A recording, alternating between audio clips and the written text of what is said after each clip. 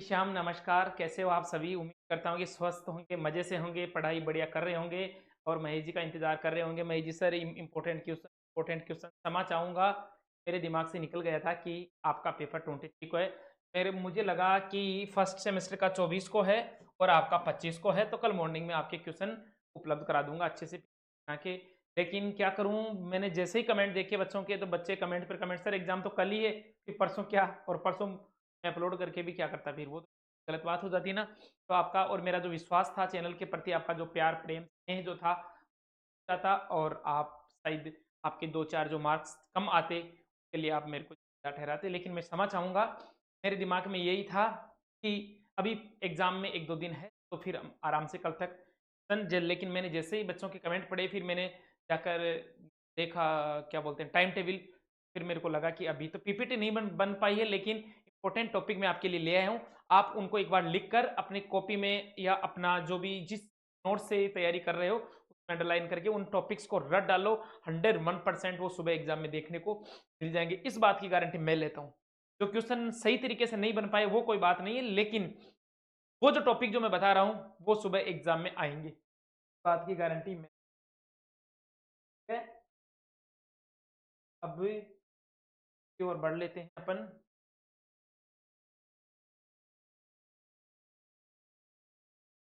एक स्लाइड को देख लेते हैं कंप्लीट। ओके, क्या पढ़ना है आपको? ओके, जो पढ़ना है वो चीज़ मैं अंडरलाइन करते जा रहा हूँ, जो पढ़ना है उस चीज़ को मैं अंडरलाइन कर रहा हूँ। ओके, बिल्कुल। अब सबसे पहले हमें क्या पढ़ना है? आपको पढ़ना है जो पहली संक्रमण श्रृंखला है, पहली श्रृंख पहली संक्रमण श्रृंखला है, उनके गुणे, उनके बाइनरी, ये जो ग्रीन ग्रीन हो रहे हैं वो इंपॉर्टेंट टॉपिक है, ठीक है ना। उनके बाइनरी यौगिक कॉम्प्लेक्स, जो उनके ऑक्सीकरण अवस्थाओं और समन्वय संख्याओं की ज्यामिति के सापेक्ष स्थिरता को दर्शाते हैं, ये इंपॉर्टेंट टॉपिक है। ओके, ऑक्सीकरण अवस्थाओं, समन्वय संख्या और उनकी ज्यामिति की सापेक्ष स्थिरता को दर्शाते हैं, ठीक है ना। एक फर्स्ट यूनिट में तो ये, उसके बाद में अगला जो इंपॉर्टेंट टॉपिक आ रहा है वो आयनिक त्रिज्या। मैं अंडरलाइन करके जा रहा हूं, आयनिक त्रिज्या ऑक्सीकरण अवस्था, आयनिक त्रिज्या ऑक्सीकरण अवस्था। ओके, के बाद में चुंबकीय व्यवहार, ये इंपॉर्टेंट है इस यूनिट में से, तो ये इंपॉर्टेंट है जो मैंने अंडरलाइन कर दिया, ठीक है ना। मतलब पहली संक्रमण जो श्रृंखला है उसके जो तत्व हैं, उनके गुणे, के बाइनरी यौगिकों और कॉम्प्लेक्स, जो उनके ऑक्सीकरण अवस्थाओं के समन्वय संख्या को और उनकी ज्यामिति के सापेक्ष स्थिरता को दर्शाते हैं, उन गुणों को आपको अध्ययन करना है। इसके अलावा आयनिक त्रिज्या के बारे में पढ़ना है, ऑक्सीकरण अवस्थाओं के बारे में पढ़ना है और चुंबकीय व्यवहार के बारे में पढ़ना है। आ गई बात समझ में? मैंने अंडरलाइन कर दिया है, बाकी आपको किधर भी ध्यान नहीं लगाना, जो मैंने अंडरलाइन किया है वो आपके लिए इंपॉर्टेंट, जो मैंने रेड कर दिया है वो आपके लिए गुड है। ओके, इसके बाद में नेक्स्ट देखते हैं, है ना, आयनिक विभाग। नेक्स्ट स्लाइड देखते हैं। नेक्स्ट स्लाइड में क्या है? पहली बात, नेक्स्ट स्लाइड में पहला पॉइंट, क्रिस्टल फील्ड स्थिरीकरण। क्रिस्टल फील्ड स्थिरीकरण को इंपोर्टेंट लगा लो, आप लिख लो अपनी कॉपी में, ऊर्जा CFSE, स्थिरीकरण ऊर्जा, ठीक है ना। क्रिस्टल फील्ड स्थिरीकरण ऊर्जा, जिसको CFSE full form short name के नाम से भी जानते हैं। ओके, उसके बाद में अष्टफलक, अष्टफलक टेट्राहेड्रल और स्क्वायर प्लानर कॉम्प्लेक्स में क्रिस्टल फील्ड। ओके, उसके बाद में क्रिस्टल फील्ड मापदंडों को प्रभावित करने वाले कारक, प्रभावित करने वाले, ये आगे कोई बात नहीं, करने वाले कारक, बस। ओके, दोबारा से और देख लो, क्रिस्टल फील्ड मापदंडों को प्रभावित करने वाले कारक से पहले, सबसे पहले बता देता हूं, क्रिस्टल फील्ड स्थिरीकरण ऊर्जा। एक टॉपिक तो, एक क्वेश्चन तो ये हो गया। दूसरा क्वेश्चन है अष्टफलक टेट्राहेड्रल और स्क्वायर प्लानर कॉम्प्लेक्स, ओके, में क्रिस्टल फील्ड के अलावा अगला जो टॉपिक, तीसरा जो क्वेश्चन है अपना, क्रिस्टल फील्ड मापदंडों को प्रभावित करने वाले कारक। इसके बाद में चौथा, जॉन टेलर विकृतियां। जॉन टेलर की जो विकृतियां उनके बारे में बताना है, इसके बारे में। इसके अलावा क्रिस्टल फील्ड सिद्धांत के अनुप्रयोग और सीमाएं, वेरी वेरी इंपॉर्टेंट पॉइंट है। क्रिस्टल फील्ड सिद्धांत, ये क्रिस्टल फील्ड सिद्धांत के अनुप्रयोग और सीमाएं समझ में आ गया होगा। जो मैं अंडरलाइन कर रहा हूं वो आपका क्वेश्चन है। पहला क्वेश्चन है, निम्न पर टिप्पणी लिखो जिसमें क्रिस्टल फील्ड स्थिरीकरण ऊर्जा CFSE, उसके बाद में अष्टफलक, टेट्राहेलाइड और स्क्वायर प्लानर कॉम्प्लेक्स। ओके,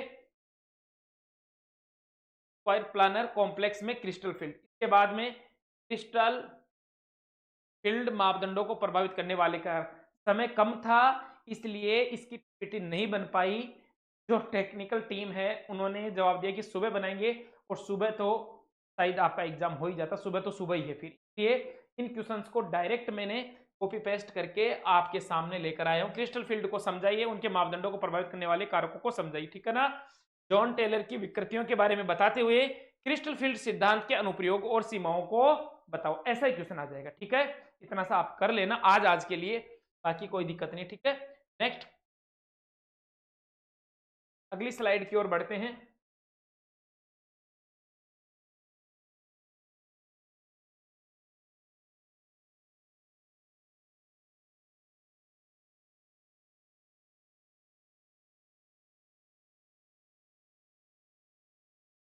वर्ग प्लानर और अष्टफलकीय परिसरों की प्रतिस्थापन प्रतिक्रियाएं को समझाओ। वर्ग प्लानर और अष्टफलकीय प्रतिस्थापन परिसरों की प्रतिस्थापन प्रतिक्रियाओं को समझाओ। इसके बाद में ट्रांस प्रभाव क्या है, ट्रांस प्रभाव के सिद्धांत को बताइए।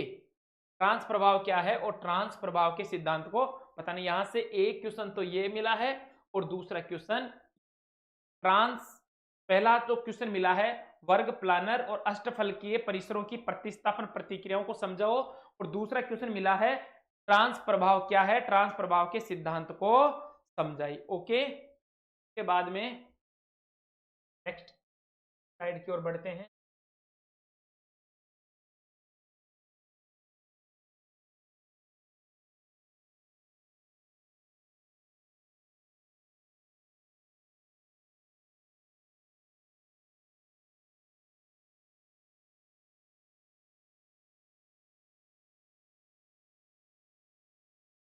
पहला क्वेश्चन है यहां से, चुंबकीय व्यवहार, चुंबकीय व्यवहार के प्रकार बताइए। के बाद में चुंबकीय संवेदनशीलता निर्धारित करने के तरीके कौन कौन से हैं, चुंबकीय संवेदनशीलता निर्धारित करने के तरीके कौन कौन से हैं समझाइए। इसके अलावा स्पिन केवल सूत्र, स्पिन केवल सूत्र बताना है, स्पिन स्पिन युग्मन बताना है। के बाद में कक्षीय युग्मन बताना है आपको, LS युग्मन को बताना है। के बाद में NS का सहसंबंध, NS का सहसंबंध, ये टॉपिक है आपके पास। एक टॉपिक तो ये आपके पास है, एक है ये चुंबकीय व्यवहार के प्रकारों को बताइए। दूसरा टॉपिक है चुंबकीय संवेदनशीलता निर्धारित करने के तरीके बताइए। अगला जो टॉपिक है, अगला जो क्वेश्चन है, स्पिन केवल सूत्र को बताती हुई टिप्पणियां हैं स्पिन केवल सूत्र की, स्पिन स्पिन युग्मन की। क्वेश्चन बनाता था ना, मतलब स्पिन स्पिन सूत्र बताइए या निम्न पर टिप्पणी लिखिए, तो निम्न पर टिप्पणियों में स्पिन केवल सूत्र, स्पिन स्पिन युग्मन, कक्षीय युग्मन, SL युग्मन और NS का सहसंबंध, ठीक है। नेक्स्ट स्लाइड की ओर बढ़ते हैं हम।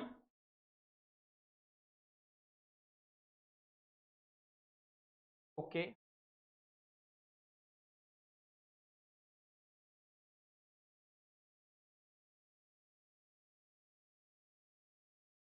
स्लाइड में पहला अपना क्वेश्चन है, इलेक्ट्रॉनिक ट्रांजिशन के प्रकार बताइए। इलेक्ट्रॉनिक ट्रांजिशन के प्रकार बताइए। अगला क्वेश्चन है, डीडी ट्रांजिशन के लिए चयन नियम बताइए। अगला क्वेश्चन है, डीडी ट्रांजिशन के लिए चयन नियम बताइए। उसके बाद में स्पेक्ट्रोस्कोपिक ग्राउंड स्टेटस क्या है, स्पेक्ट्रोस्कोपिक ग्राउंड स्टेटस क्या है। स्पेक्ट्रोकेमिकल सीरीज की व्याख्या कीजिए। D1 और D9 राज्यों के लिए ऑर्गल एनर्जी लेवल डायग्राम बताइए। ऑर्गल एनर्जी लेवल डायग्राम बताइए। TiS2 6+3 कॉम्पसन के बारे में, ये जो इसका फॉर्मूला है ये बहुत ही इंपॉर्टेंट है। ओके, क्वेश्चन पहला आ रहा है आपके पास, इलेक्ट्रॉनिक ट्रांजैक्शन के प्रकार बताइए। क्वेश्चन नंबर 1, इलेक्ट्रॉनिक ट्रांजैक्शन के प्रकार बताइए। क्वेश्चन नंबर 2, डीडी ट्रांजैक्शन के लिए नियम लिखिए। डीजी ट्रांजैक्शन के लिए चयन नियम लिखिए। तीसरा, स्पेक्ट्रोस्कोपिक ग्राउंड स्टेटस क्या है?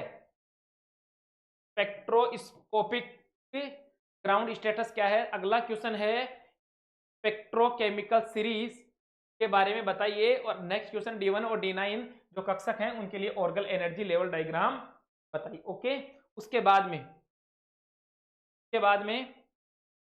नहीं है, इसके बाद में है इलेक्ट्रॉनिक संरचना, लैंथेनॉइड तत्वों की इलेक्ट्रॉनिक संरचना।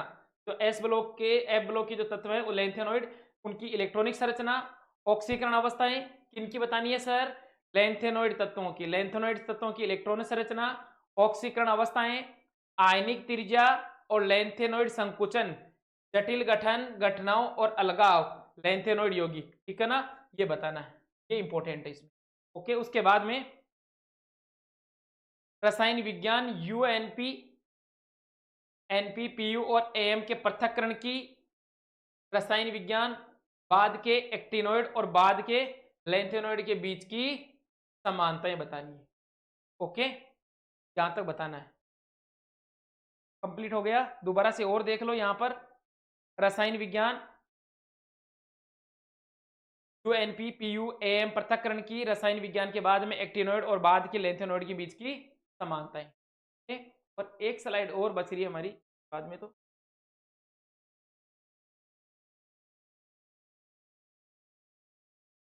बच्चों के कमेंट्स पे कमेंट आ रहे थे कि सर एग्जाम यूनिट 5 का ही है ये, यूनिट 5 का ही है। यूनिट 5 में क्या है? यूनिट 5 में सबसे पहले यहां से उत्कृष्ट गैसों की जड़ता, उत्कृष्ट गैसों की जड़ता बतानी है आपको। उसके बाद में युक्तिकरण, हीलियम, ऑर्गन और ऑक्सीजन का रसायन। इसके बाद में XCF2, XCF4, XCF6 की तैयारी और उसके गुण, मतलब निर्माण और उसके गुण बताने। इसके बाद में महान गैसें, मतलब उत्कृष्ट गैसों के लिए कह रहा है, ठीक है ना। उत्कृष्ट गैसों के यौगिकों के आणविक आकार, वेस्पर सिद्धांत बताना है उनको, वेस्पर सिद्धांत के अनुसार। और इसके अलावा गुण संरचना और DIB के, दोबारा से और देख लो 5th यूनिट में क्या है। 5th यूनिट में आपके लिए उत्कृष्ट गैसों की जड़ता का युक्तिकरण, पहला जड़ता का युक्तिकरण, एक क्वेश्चन ये हो गया। दूसरा क्वेश्चन है हीलियम, ऑर्गन और ऑक्सीजन और जीनोन। जीनोन है बेटा, ये ऑक्सीजन नहीं है, ठीक है ना, ये जीनोन है। जीनोन का रसायन, जीनोन के इनके रसायन सूत्र हैं, के गुण हैं। उसके बाद में जो उत्कृष्ट गैसें हैं उनके आणविक आकार बताना है, वेस्पर सिद्धांत बताना है, उनके गुण बताते हुए उनकी संरचना और DIB का उपयोग। ये हो गए इंपॉर्टेंट क्वेश्चन। जो जो मैंने अंडरलाइन करी है यही इंपॉर्टेंट है, ठीक है ना। इधर ये मैंने अंडरलाइन की है, ये इंपॉर्टेंट। PPT इसलिए नहीं बन पाई क्योंकि मैं रह गया था 25 के चक्रों में, कि 25 को एग्जाम है और कल मॉर्निंग में स्टूडेंट्स को बता दिया जाएगा, लेकिन एग्जाम तो कल ही है। तो आप इन क्वेश्चंस को अपनी कॉपी में लिख कर इतना सा काम आप कर लो आज, ठीक है ना। देरी हो गई ना, गलती हो गई ना मुझसे, तो इतना सा काम आप अपनी कॉपी में लिख कर अपनी जो भी नोटबुक है उसमें अंडरलाइन करके क्वेश्चनों को रट डालो। सुबह तो एग्जाम में आना ही है बस। ओके, ये कंप्लीट हो गया है मेरी तरफ से। मैंने पूरा बताने की, पूरा देने की कोशिश की है आपको, बेस्ट से बेस्ट। बस अंतर इतना ही है कि मैं इनकी PPT नहीं बना पाया, वो इसलिए नहीं, मेरे दिमाग में कुछ और चल रहा था कि एग्जाम 2 दिन लेट है। लेकिन आप अभी भी कुछ नहीं बिगड़ा, समय बहुत है। इन क्वेश्चंस को देखकर, अरे 5 क्वेश्चन भी इनमें आ गए ना, एक यूनिट से एक क्वेश्चन भी आ गया ना, तो बस फिर तो जय श्री श्याम कमेंट्स में। ओके, थैंक यू, मिलते हैं नेक्स्ट।